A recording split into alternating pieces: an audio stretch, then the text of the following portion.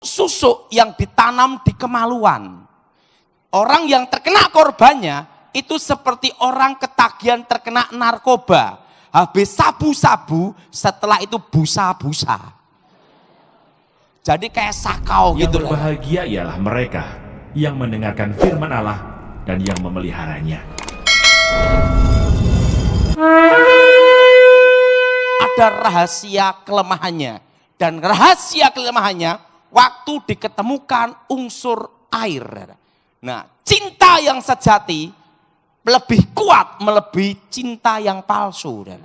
Nah, sekarang saya akan memberikan contoh kenapa orang kena guna-guna bisa lupa semuanya. Nah, saya minta untuk contoh ini sini dulu. Nah, sini, suami istri kan nih? Nah, sini.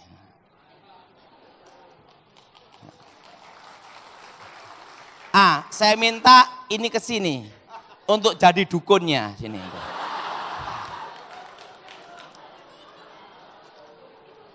Ini dikemplingin, kasih janggut, cocok udah.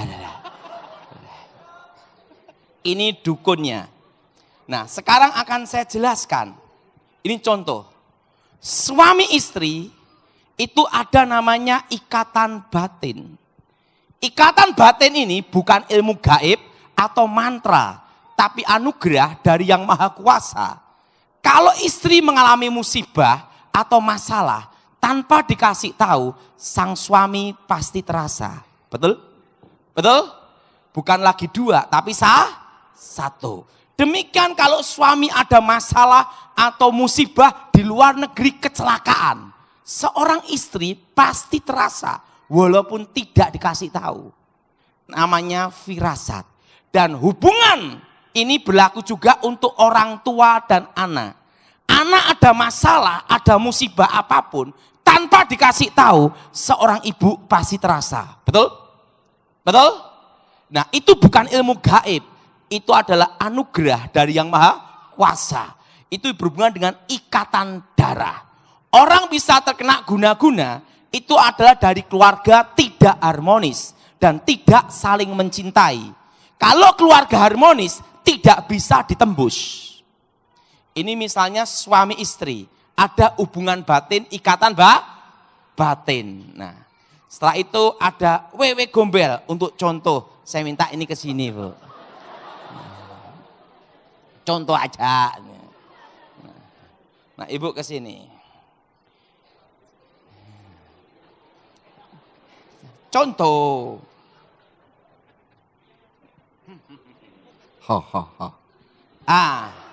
Ini ibu pasiennya ngomong, Mbak Dukun, Mbah Dukun, tolong peletkan, guna-gunai akyang. Mau berapa lama?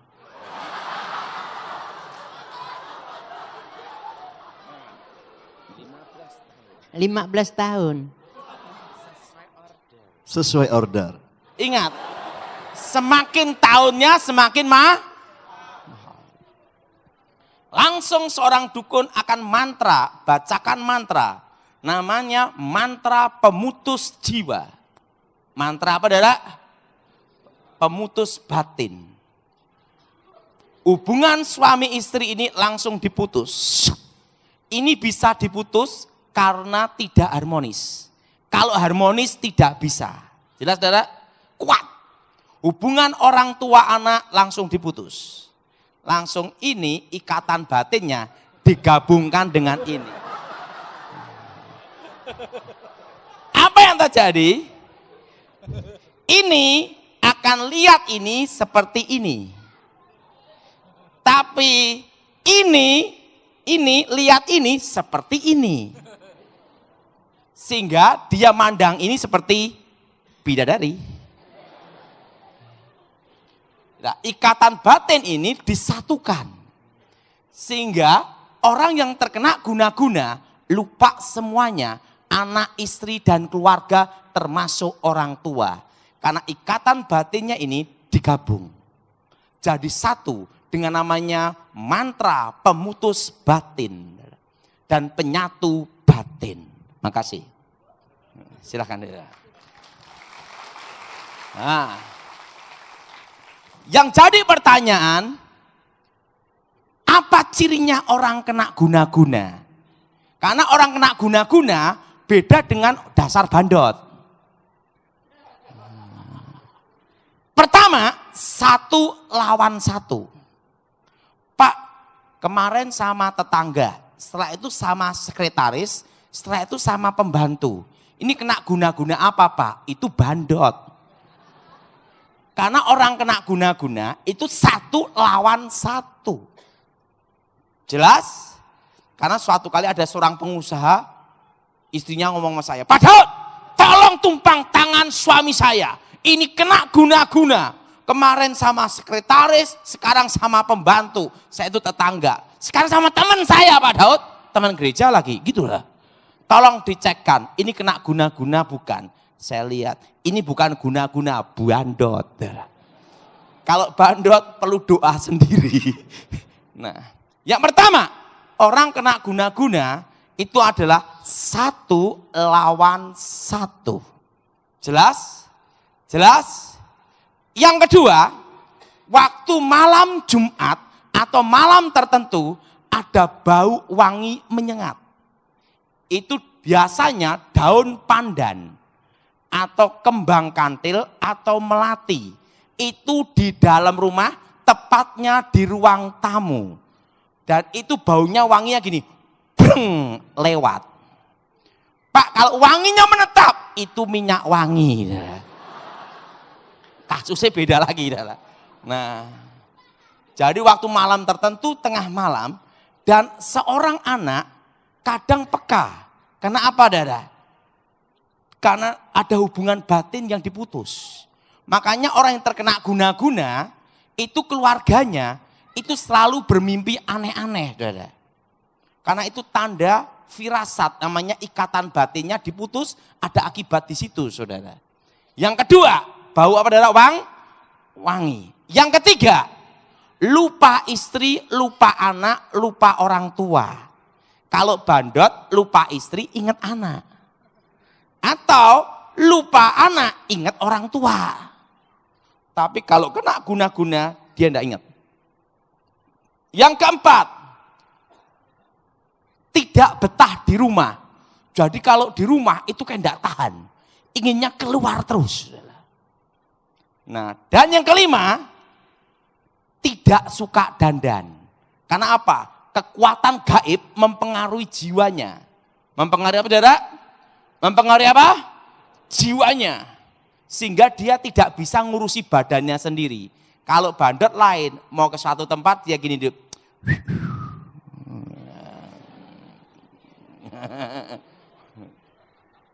nah, kalau kena guna-guna, dia tidak ngurusi dirinya. Karena kekuatan roh itu menancap di jiwanya. Jelas, Saudara? Menancap di mana, Saudara? Jiwanya. Sampai dia itu lupa semuanya. Yang kelima, Saudara. Nah, dan pada waktu di rumah, mondar-mandir sekitar pintu. Mondar-mandir sekitar apa, Saudara? Mondar-mandir sekitar apa, Saudara? Sekitar pintu. Nah, kenapa? Karena mantra itu pada waktu dikirim itu akan transit dulu ada di pintu utama. Jadi ingat, mantra setan pun ada tempat parkir. Itu tepatnya jam 6 sore. Dan pada waktu tengah malam, jam 12 malam, baru mantra masuk ke jiwa. Jelas, Saudara? Mantra masuk mana? Ke jiwa. Nah, lupa istri, lupa anak, tidak betah di rumah. Dan yang keenam, yaitu pada waktu tidur, tengah malam, itu akan ada perang batin. Karena hati nurani tidak mencintai. Tapi kekuatan roh mengikat untuk menguasai alam bawah sadar. Sehingga kalau tidur gini, Saudara. Kenapa gini gerak-gerak gini?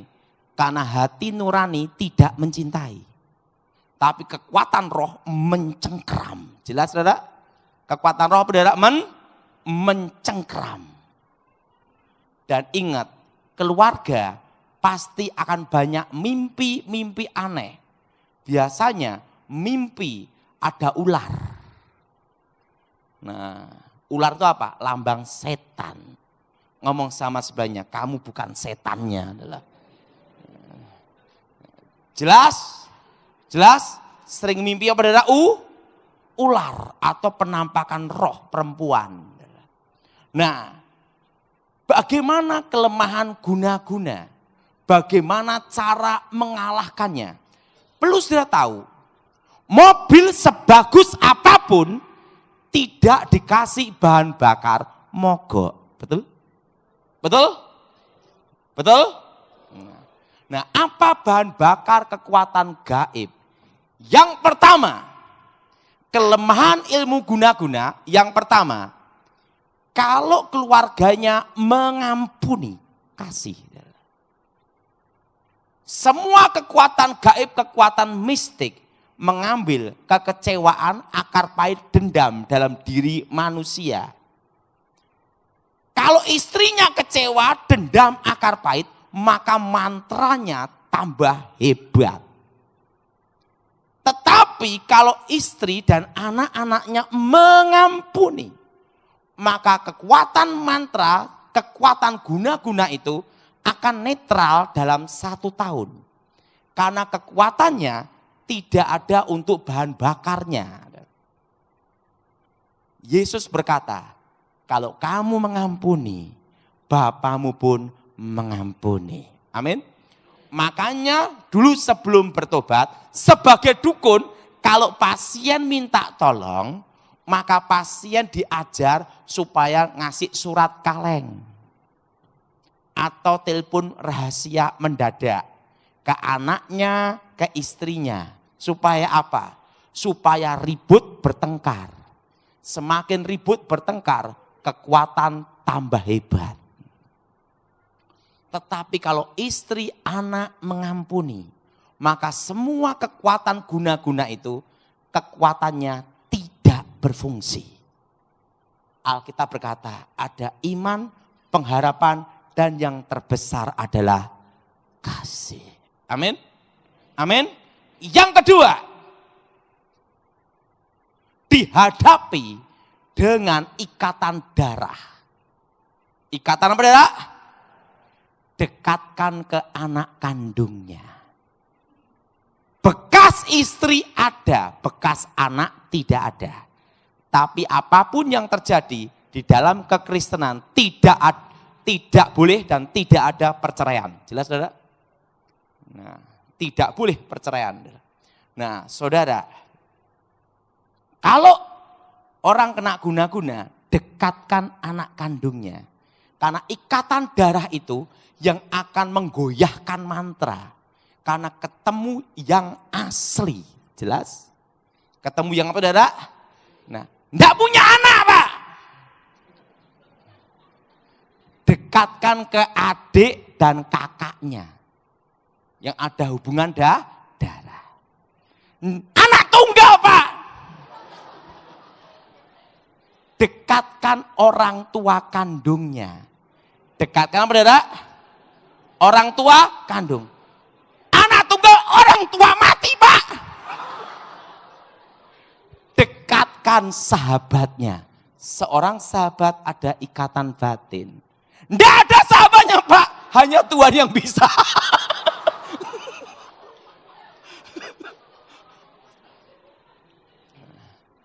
Harus ada minimal sahabatnya.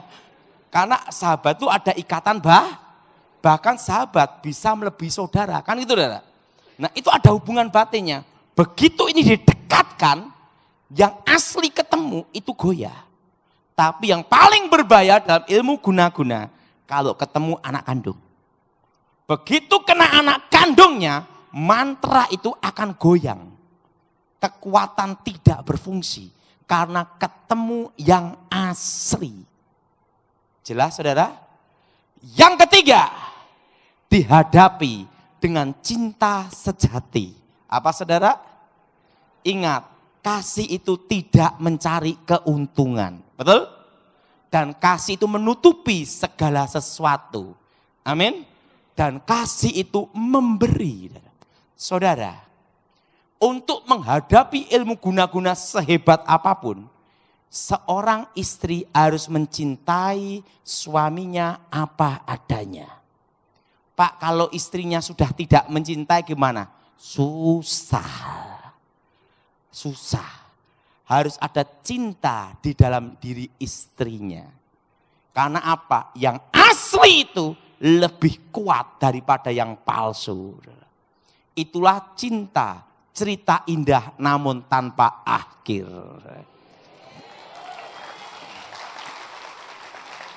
Jelas? Dekatkan ke saudara. Orang anak setelah itu hadapi dengan cinta yang suci. Dari cinta yang murni benar. Ada seorang istri marah suaminya selingkuh. Karena apa? Omset berkurang. Tidak bisa. Untuk menghadapi guna-guna haruslah dengan kekuatan cinta. Dihadapi dengan cinta yang murni. Jelas saudara? Kalau ketemu cinta yang murni, sehebat ilmu guna apapun juga, itu langsung netral, tidak berfungsi. Karena namanya ketemu yang aslinya. Jam made in Swiss Rolex asli, beda dengan made in China. Betul? Betul? Ketemu yang asli, selesai. Nah, ingat, dekatkan, setelah itu dihadapi dengan cinta yang tulus. Jelas saudara? Dan yang keempat, jangan mengukit dosa lama. Alkitab berkata, jangan hidup mengungkit-ungkit masalah lalu. Ingat saudara, kasih itu memberi apa? Pengampunan. Kadang seorang ibu, kalau sudah pernah jengkel sama suaminya, begitu ada masalah baru diungkit-ungkit lagi yang lama. Betul? Yang ngomong betul bapak-bapak semua ini.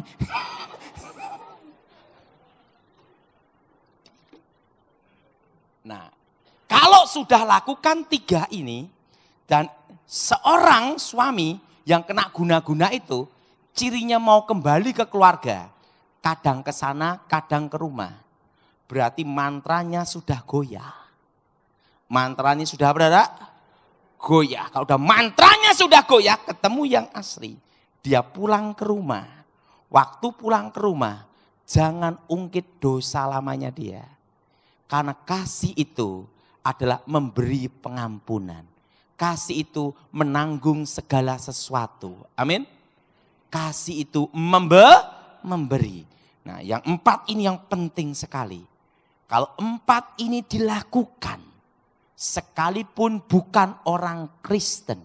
Ingat ya, sekalipun bukan orang Kristen, maksimal 3 tahun, minimal 1 tahun, pasti kembali. Tetapi kalau kita orang Kristen, lebih dari itu, ada kuasa dalam nama Yesus. Nah, yang kelima, ini untuk orang Kristen. Patahkan dulu pengikat batin. Kalau 4 ini berdasarkan hukum alam. Apa saudara? Hukum apa? Alam. Tetapi yang 5 ini di atas hukum alam. Supranatural. Kekuatan Tuhan. Amin saudara? Nah, putuskan mantra pengikat batin dulu. Apa saudara? Mantra pengikat apa? Batin. Mantra itu bekerja tepatnya jam 12 malam.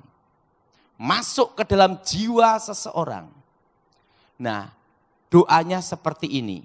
Di dalam nama Tuhan Yesus. Ini semua, di dalam nama Tuhan Yesus. Segala ikatan batin, mantra roh jahat. Nah, kalau tahu perempuannya, sebut perempuannya. Kalau itu yang kena istri, sebut lakinya. Ini semua, kami putuskan, kami batalkan, kami hancurkan dalam nama Yesus. Dan itu kalau suami doakan gini, darah Yesus bebaskan tubuh, jiwa, roh. Apa saudara? Darah Yesus, apa saudara? Tubuh, jiwa, apa? Roh. Putuskan dulu mantra pengikat batinnya. Nah, mantra pengikat batin itu bekerjanya jam 12 malam. Dan masuk ke dalam jiwa seseorang itu tepatnya hari Rabu, Kamis, Jumat. Jarang yang malam minggu. Jelas? Ada 3 hari di sini. Rabu, Kamis, Jumat. Itu mantra pengikat batin itu masuk ke dalam jiwa seseorang. Dan itu harus diputuskan dalam nama Yesus. Sebelum masuk ke dalam jiwa seseorang. Nah, setelah itu, yaitu ditolak, diusir dalam nama Yesus, tepatnya jam 6 sore. Karena mantra itu dikirim, akan parkir, akan masuk sebelum jam 12. Itu parkirnya ada di pintu utama. Di pintu apa, saudara? Utama. Nah, Pak, apakah harus di ruang pintu utama? Kurang kerjaan juga, saudara. Doa tidak dibatasi ruang dan waktu. Saudara sebelum jam 6 sore, saudara berdoa. Tolak setannya. Doanya seperti ini. Dalam nama Tuhan Yesus. Ini semua, dalam nama Tuhan Yesus. Segala roh-roh setan, segala roh-roh jahat, mantra-mantra kami usir keluar dalam nama Yesus. Darah Yesus hancurkan mantra-mantra. Darah Yesus hancurkan kutuk-kutuk. Darah Yesus sucikan tempat ini. Ingat saudara. Dan perlu saudara tahu, kalau mantra sudah masuk ke dalam tubuh seseorang, setelah itu orangnya ini lepas, ingat, ada dampaknya. Kalau sudah kena di atas 1000 hari, begitu lepas setannya, tapi bekasnya itu ada, karakternya rusak. Ingat, karakternya apa, saudara? Karakternya apa? Rusak. Nah, seorang istri harus tahu. Pertama, kalau yang kena suaminya, jangan diserahin sertifikat semua. Balik nama, jual semua. Kenapa? Karakternya rusak dulu. Jelas? Karena yang masuk itu roh jinah dan roh penipu. Nah, jadi harus ada namanya rehabnya. Dan yang kedua, ingat, jangan bawa uang banyak-banyak. Kenapa? Karena karakternya ini rusak.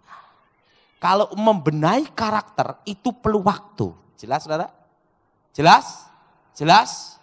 Nah, ingat, tukang becak susah selingkuh. Kenapa? Nggak punya duit. Jelas? Nah, makanya begitu kalau seorang suami itu sadar, habis kena, lepas. Harus seorang istri tahu. Cara mengatasi selanjutnya. Yaitu apa? Jangan ngasih kepercayaan yang berhubungan dengan harta dan uang dulu. Itu sampai 3 tahun. Maksimal 5 tahun. Untuk apa? Memperbaiki karakter yang sudah dirusak. Jelas? Jelas? Jelas? Setan itu begitu masuk, hancur. Nah, untuk memperbaiki, itu perlu Roh Kudus untuk memperbarui karakter. Jelas saudara? Kejadian ada di Jawa Barat. Ada seorang ibu punya anak tunggal. Suaminya ini, ibu ini punya anak tunggal perempuan, menikah. Mantunya, yaitu suami anak tunggalnya, kena guna-guna di Surabaya. Setelah itu dia kan tahu bagaimana cara ngalahkannya karena dia dengar khotbah saya. Nah, begitu lepas dari WW Gombel, dibawa ke Jawa Barat. Sama ibunya dipegang uang untuk ngasih modal. Habis uangnya. Kenapa habis? Karakternya sudah rusak. Nah, untuk memperbaiki itu perlu waktu. Jelas saudara? Perlu apa saudara? Perlu apa? Waktu. Saya ngomong sama ibu ini, untung belum sertifikat kamu semua diserahin. Jadi gimana Pak Daud? Nanti kalau dia kembali, untuk masalah uang dipegang. Dipegang, setelah itu ingat, seorang istri harus waspada. Karena perlu perbaikan itu perlu waktu 3-5 tahun.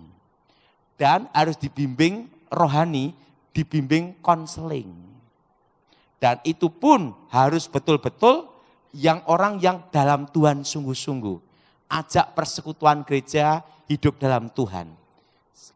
Pengalaman saya itu tidak sampai 3 tahun sudah beres. Tapi lebih baik kan saya ngomong lebih lama lebih bagus kan gitu. Itu 3-5 tahun. Jelas saudara? Suatu kali saya nangani kasus ada di Manado. Ada seorang ibu cantik mirip Yuni Sara. Cantik. Cantik. Yuni Sara kalah, dia putih. Cantik. Nah, suaminya kena guna-guna sama pembantu. Pembantunya dari daerah Sanger, Sangita Laut. Apa yang terjadi? Ibu ini sudah doa, udah panggil banyak pendeta. Dari doa angkat tangan, lipat tangan, sampai sujud. Yang belum doa salto. Udah doa angkat tangan apa? Semua cara digunakan. Nah, suatu kali saya diminta untuk datang, KKR ada di Manado. Ibu ini ngomong gini, Pak Daud, saya punya suami terkena guna-guna. Bagaimana cara supaya suami saya kembali Pak? Dan kena sama pembantu. Pikiran kita satu, ibu ini cantiknya kayak gini. Gimana pembantunya? Betul? Betul? Betul? Wong ibunya cantiknya kayak gitu ya. Satu lokasi ini kalah. Benar. Apalagi pembantu. Kan gitu dah. Waduh. Pengalaman. Wah. Coba saya mau lihat suami ibu. Wah. Saya datang ke rumahnya. Suami yang ngomong, Pak Daud tahu nih ya? Ahli santet. Gitu dah. Dia ngomong sama saya, Pak Daud, saya punya simpanan perempuan dari Sanger. Coba, Pak, saya mau lihat orangnya. Beratnya aja 1 kuintal. Udah hitam, mulut gini. Jalannya gini. Saya ngomong sama ibu ini, itu pasti kena guna-guna. Hitam, mulutnya gini. Jalannya gini. Waduh. Saya ngomong sama ibu ini, Pak Daud, bagaimana cara ngalahkannya? Saya udah bergumul doa, angkat tangan, lipat tangan, sujud, sampai berkali-kali Pak. Kok enggak bisa lepas-lepas? Ingat, pasti ibu ada kecewa dan dendam. Ya pasti Pak. Gimana enggak ada dendam? Pembantu ya Pak. Saya ngomong, ibu mau enggak suami ibu kembali? Ya pasti mau Pak. Kalau ingin suami ibu kembali, ampuni perempuan itu. Karena ingat, mobil dikasih bahan bakar langsung jalan. Betul? Tetapi kalau tidak dikasih bahan bakar, mogok. Betul? Apa yang harus saya lakukan Pak Daud? Ibu ampuni perempuan itu, ampuni suami ibu. Dan yang kedua, saya tanya sekali lagi, apakah ibu betul-betul mencintai suami ibu?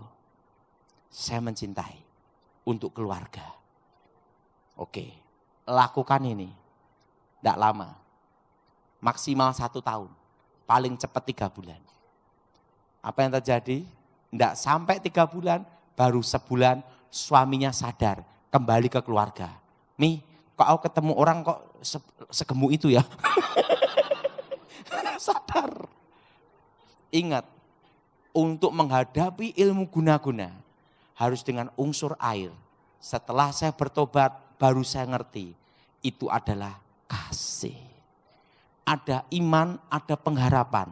Tapi yang terbesar adalah pada kasih. Untuk menekuni itu sampai perlu bertahun-tahun. Apa kelemahannya? Baru saya mengerti. Saudara, saya pernah dimintai tolong seorang direktur utama bank. Seorang direktur utama bank itu di Jawa Timur. Apa yang terjadi saudara? Anaknya laki-laki terkena guna-guna orang Bali. Langsung dia pergi ke Bali untuk mencari dukun Bali. Dukun Balinya berkata, ini perempuan keturunan seniornya dukun Bali. Berarti dukun itu ada junior sama senior. Kekuatannya hebat, kami tidak mampu. Akhirnya dia panggil dukun-dukun seluruh Indonesia. Sampai Kalimantan, berbagai tempat. Ini direktur, ini adalah orang muslim haji. Orisinil. Dan apa yang terjadi? Dia perintahkan ajudan untuk mencari nenek saya. Nyari nenek saya, tidak ada. Karena nenek saya sudah meninggal. Nah, langsung ditanya, dia tanya sama tetangga-tetangga, ada ndak muridnya? Atau yang pernah belajar sama nenek itu? Ada murid tunggal, tetapi sudah masuk Kristen. Nah, ini haji. Dikasih tahu sama tetangga, tapi sudah masuk Kristen. Langsung dicari itu. Namanya ini, keturunan ini. Apa yang terjadi? Saya khotbah di Surabaya. Waktu khotbah di Surabaya, ada seorang ajudan datang. Bapak namanya Tony ya? Iya. Daud, nama baptis ya? Iya. Pak, izin, bos saya minta ketemu Bapak. Karena mencari nenek Bapak, nenek sudah meninggal. Si setan kober, ahli ilmu jaran goyang meninggal. Nah, mau tidak mau dikasih rekomendasi untuk cari murid tunggal. Nah, muridnya itu Bapak tinggalan. Nah, tapi bos saya ini orang muslim. Bapak diminta dengan hormat tidak boleh nyebut nama Yesus dan Kristen. Loh, kok gitu? Ini perintahnya bos. Ya udahlah, saya tujuannya untuk nolong orang, ya sudahlah. Saya datang ke situ. Direktur utama bank ini gini. Bapak Tony? Ya Pak Daud? Ya, gimana? Saya minta tolong. Anak saya terkena guna-guna. Semua dukun Kalimantan termasuk yang di TV, di koran sudah tak datangi semua. Dan harapan saya adalah nenek Anda. Tapi nenek Anda meninggal. Sekarang Anda adalah murid tunggalnya. Pasti tahu rahasia kelemahannya jenis ilmu ini. Iya, berarti 3 tingkatan ilmu guna-guna. Oke, saya tahu. Pertama, kalau Bapak mau anakmu kembali, ampuni perempuan itu, ampuni pula anak Bapak, laki-laki. Wah, susah Pak. Kalau bila perlu tak potong Pak. Perempuannya itu Pak, tidak bisa. Kalau Bapak ingin anakmu kembali, ampuni perempuan itu, ampuni anak Bapak. Karena kelemahan ilmu guna-guna dihadapi dengan apa? Pengampunan. Iman, pengharapan, dan terbesar adalah kasih. Yang kedua, semua unsur api kegelapan dalam diri Bapak harus dibuang. Apa itu api kegelapan? Jimat. Hah? Jimat. harus dibuang semua. Iya. Ingin anakmu kembali apa tidak? Ya itu anak saya laki satu-satunya ya Pak. Ya pasti ingin kembali. Ya udah. Ajudan, simat yang di kamar, ambil semua. Diambil semua, satu pickup.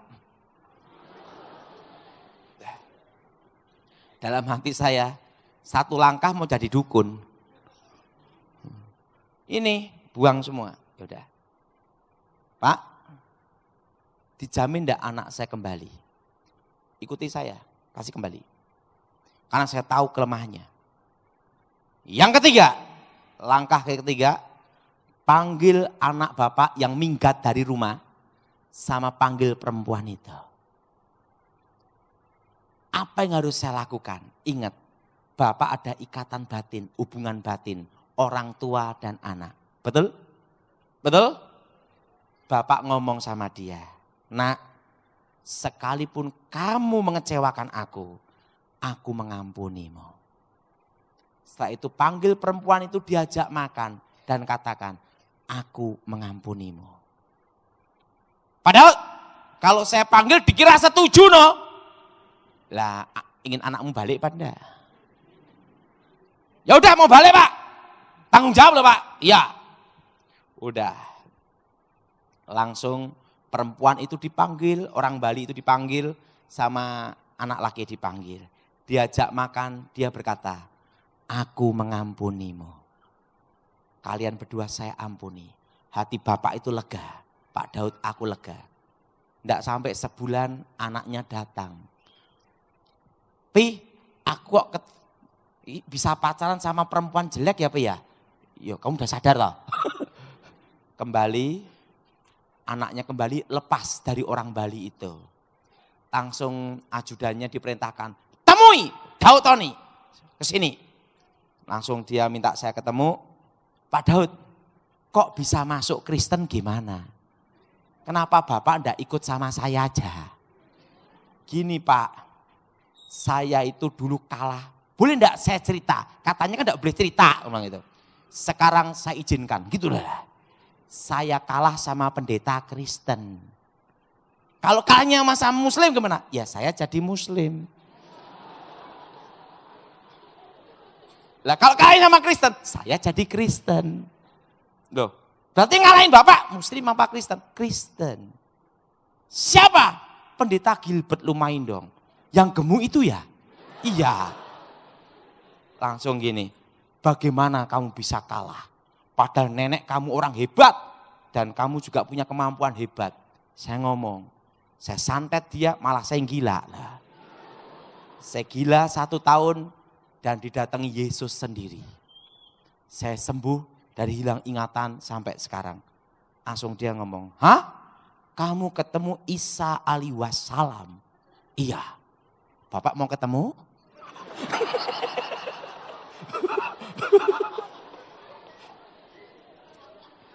Langsung gini, yang benar, kamu ketemu Isa alaihi wassalam, hakim yang adil di dalam hadis. Isa kalimatullah rohullah. Iya, iya. Kamu ketemu benar, enggak salah, enggak salah. Setan saya tahu Pak, bekas teman ya Pak. Langsung dia nih, oh bagaimana kamu ketemu Isa al-Masih, Isa alaihi wassalam. Saya cerita, waktu saya hilang ingatan 1 tahun. Lah kamu nguasai mantra apa aja? Ilmu menghilang, ilmu kebal. Dia ngomong, umur berapa kamu belajar itu? Umur 9 tahun. Saya udah ngilang. Umur 9 tahun saya udah ngilang. Saya umur 9 tahun udah cari kodok. Tahu cari kodoknya? Tak kasih tahu. Waktu itu saya umur 9 tahun, saya itu bosen makan apa? Pisang, tempe, tahu. Dan yang kedua, maksimal makan ayam goreng, itu pun nunggu ayamnya besar dulu. Ngasih makan, jadi sebulan sekali belum tentu goreng ayam. Suatu kali saya lihat orang cari kodok. Pakai lampu senter, jret, tangkep kadang lompat. Wah nyari kayak gini, saya nyoba makan kodok, wah enak juga. Gimana caranya supaya tidak hanya makan sama tempe tahu terus? Saya cerita, langsung saya ngerogosok mau baca mantra. Saya panggil genderuwo. Genderuwonya datang tinggi besar, 3 meter, hitam. Saya ngerogosok mau saya kalahkan genderuwo dulu. Saya ambil cincinnya, cincin Cocoludiro. Kalau itu ditaruh sep langsung hilang. Karena saya udah punya ilmu menghilang, ngapain pakai cincin? Langsung cincinnya saya balin sama genderuwo. Aku ndak mau cincin kamu. Apa sendika dawuh Gusti? Apa perintah Tuhan? Saya tidak cari apa-apa, aku hanya ingin kodok. Langsung cari kodok. Saya cari kodok. Karena udah bosen pisang, tempe, tahu. Sebulan sekali makan ayam goreng, itu pun mujizat. Nunggu dulu sampai gede. Langsung gini. Ini karungnya. Langsung genderuwonya ada, dia mimpin 30 roh genderuwo. Langsung bus. 1 jam kodok penuh. Setelah kodok penuh tak lihat. Wah, ada yang kecil-kecil segini juga diambil. Kecil-kecil diambil juga. Aduh, nggak bisa dimakan. Saya ngomong goblok kalian. Jangan yang kecil-kecil, cari yang besar-besar. Segini-segini, ukurannya segini. Baik Tuhan, balik sana. Saya merintah genderuwo. Langsung setelah itu, cari yang gede-gede. Wah, teman-teman baru dapat 2 ekor, 3 ekor. Saya 1 jam 1 karung. Wah, setiap malam minggu, saya umur 9 tahun itu. Malam minggu, hari Sabtu itu adalah pakai karung kosong. Gedruk tanah, baca mantra. Langsung genderuwonya datang. Sendika dawuh Gusti, tinggi besar, hitam, rambutnya kayak itu darah, hijau itu darah, gede-gede, giginya besar-besar. Dan buncit. Saya masih ingat, dulu bekas teman sih. Ngomong, apa perintah Tuhan? Kodok.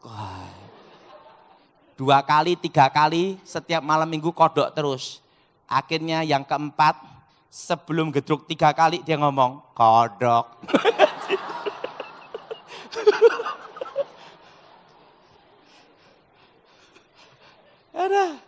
Setelah saya bertobat, sampai sekarang suka kodok. Nah, apa yang terjadi? Saya cerita sama dia, kamu umur 9 tahun sudah ngalahkan genderuwo. Iya, pemimpinnya. Dan cincinnya dikasihin, saya tak balikin. Kenapa? Udah punya ilmu menghilang, ngapain ngilang terus? Udah. Akhirnya kamu ketemu Yesus gimana? Saya ada cahaya terang dulu. Yes. Masuk kepala saya sembuh seketika. Dan terdengar suara, akulah Alfa, akulah Omega. Yang awal, yang akhir, akulah aku, YHWH, Yahweh. Aku telah mati, bangkit, hidup kembali, Yesua Hamasia. Langsung dia gini, Yesus betul-betul disalib atau tidak toh? Nah, saya ngomong sama dia, saya ngelihat dia sendiri ada lubang paku di sini. Langsung dia ngomong gini, berarti kamu ketemu Yesus Kristus sendiri, Isa Al-Masih. Iya. Yang berbahagia ialah mereka yang mendengarkan firman Allah dan yang memeliharanya.